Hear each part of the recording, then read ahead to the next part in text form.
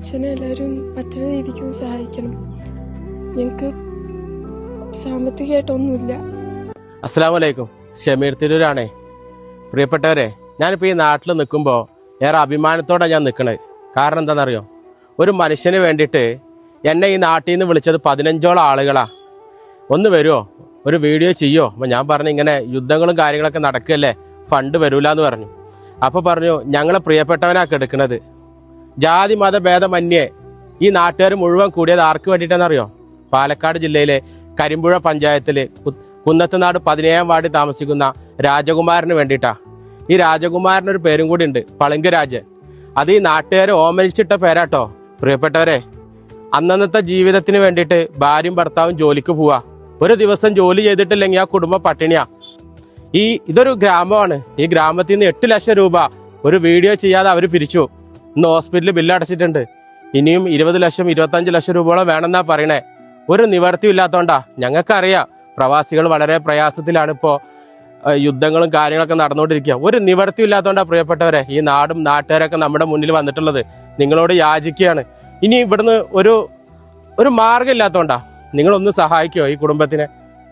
ഒരു നിവർത്തിയും ഇല്ലാത്തോണ്ടാ ഈ നാടും നാട്ടുകാരും മക്കളും എല്ലാവരും ഞാനടക്കം നിങ്ങളോട് സഹായം ചോദിക്കണേ. നിങ്ങളെ കൊണ്ട് പറ്റുന്ന പോലെ ഒന്ന് സഹായിക്കുമോ? ഈ മക്കളൊക്കെ ഒന്ന് കാണുമ്പോൾ, ഈ വീഡിയോയിൽ മക്കളെ കാണുമ്പോൾ ഒരു നിമിഷം നിങ്ങൾ ചിന്തിക്കുമോ? നിങ്ങളെ മക്കളാണ് ഈ നിൽക്കണമെന്നൊന്ന് ചിന്തിക്കുമോ? നിവർത്തികേട് കൊണ്ടാ, അല്ലെങ്കിൽ ഈ മക്കളെ ഞാൻ കാണിക്കില്ലായിരുന്നു. ഇപ്പോഴത്തെ ഈ പ്രതിസന്ധി ഘട്ടത്തിലൊന്നും ഒരുപാട് പ്രയാസങ്ങൾ എല്ലാവർക്കും. പക്ഷെ ഞങ്ങളെ മുന്നിൽ ദിവസങ്ങളില്ല. കഴിഞ്ഞ 15 ദിവസമായിട്ട് ICUയിലേക്ക് എടുക്കണത്. കരിമ്പുഴ ഗ്രാമപഞ്ചായത്തിലെ പ്രസിഡന്റാണ്. ഇപ്പം അവർ ഭയങ്കര കഷ്ടതയിലാണ് ഇപ്പോൾ ജീവിക്കുന്നത്. മരുന്നിന് പോലും ആളുകളെ സഹായം കൊണ്ടാണ് അവരിപ്പോൾ കഴിഞ്ഞു പോന്നുകൊണ്ടിരിക്കുന്നത്. നല്ലവരായ നാട്ടുകാർ സഹായിച്ചുകൊണ്ട് ഇപ്പോൾ ഒരു കമ്മിറ്റിയൊക്കെ ഉണ്ടാക്കി മുന്നോട്ട് പോയിക്കൊണ്ടിരിക്കുകയാണ്.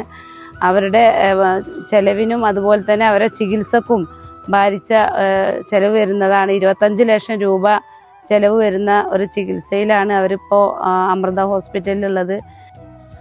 രാജൻ വലിയ പറമ്പിൽ എന്ന എൻ്റെ പ്രിയ സുഹൃത്തിന് വേണ്ടി ഞങ്ങളെല്ലാവരും ഈ നാട് ഒരുമിച്ചിരിക്കുകയാണ്.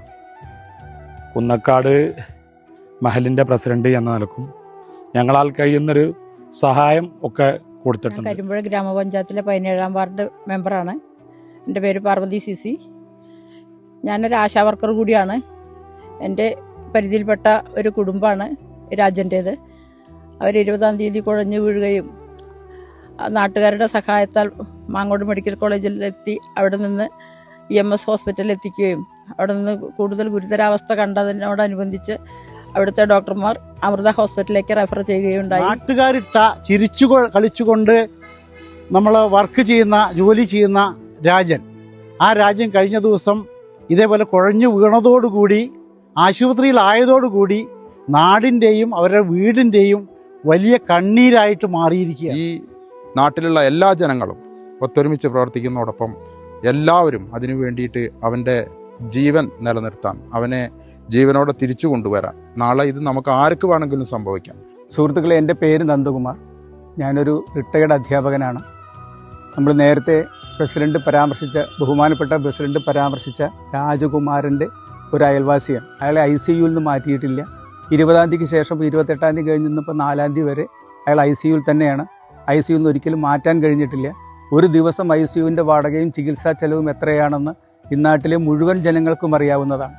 രാജൻ വീണ്ടും ആരോഗ്യവാനായി തിരിച്ചു വന്ന് വീണ്ടും തൻ്റെ പഴയ ജോലി ചെയ്തു കഴിഞ്ഞാൽ മാത്രമേ ആ കുടുംബം മുന്നോട്ട് പോകൂ.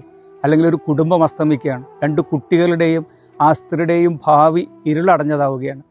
മൊത്തത്തിൽ ഈ പ്രദേശത്തുള്ള മുഴുവൻ ആളുകളും ഈ രാജൻ എന്നുള്ള കുടുംബത്തെ എങ്ങനെയെങ്കിലും രക്ഷപ്പെടുത്തുക. അത് രാജനെ രക്ഷപ്പെടുത്തി കഴിഞ്ഞാൽ മാത്രമേ ആ കുടുംബം രക്ഷപ്പെടാൻ കഴിയുള്ളൂ. നമ്മൾ ഏതാനും തുക കൊടുത്തത് കൊണ്ട് മാത്രം ആ കുടുംബം രക്ഷപ്പെടില്ല. രാജൻ വീണ്ടും ആ പൂർണ്ണ ആരോഗ്യവാനായിട്ട് തിരിച്ചു വരികയും തൻ്റെ കുടുംബത്തെ സംരക്ഷിക്കുകയും ചെയ്യുന്നൊരു സാഹചര്യം വന്നാലാണ് ആ കുടുംബം രക്ഷപ്പെടുകയുള്ളൂ. 100% അർഹതപ്പെട്ട കുടുംബ. ഇത് റമദാൻ മാസമല്ലേ, അതിൻ്റെ ഒരു കൂലി എന്തായാലും നിങ്ങൾക്ക് കിട്ടും. അത്രക്കും പ്രിയപ്പെട്ടവനായി നാട്ടിലെ യാചിക്കുകയാണ് നിങ്ങളോട്. നിങ്ങളെ കൊണ്ട് പറ്റുന്ന 100-200 രൂപ കൊടുത്ത് സഹായിക്കുകയോ, അതല്ലാന്നുണ്ടെങ്കിൽ ഈ വീഡിയോ കാണുമ്പോൾ ഒന്ന് ഷെയർ ചെയ്യോ, അർഹതപ്പെട്ട കരങ്ങളിലൊന്ന് എത്തിക്കുകയോ.